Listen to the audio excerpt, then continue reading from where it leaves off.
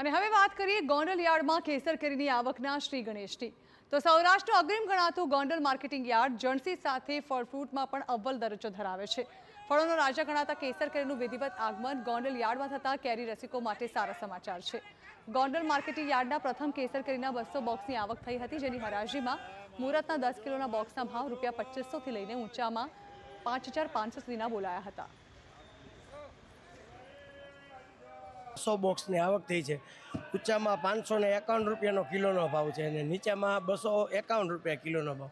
અને કેરીની માલ સારો છે એટલે વેપારીને સંતોષ છે અને ખેડૂતને પણ પૂરતો ભાવ મળતા ખેડૂતો પણ રાજી થયેલ છે। બીજી તરફ વેપારીઓનું માનવું છે કે માર્કેટ યાર્ડમાં આ વર્ષે કેસર કેરીનું 8 દિવસ પહેલું આગમન થયું છે, જેથી આ વખતે સારા ઉત્પાદનની પણ આશા સેવાઈ રહી છે।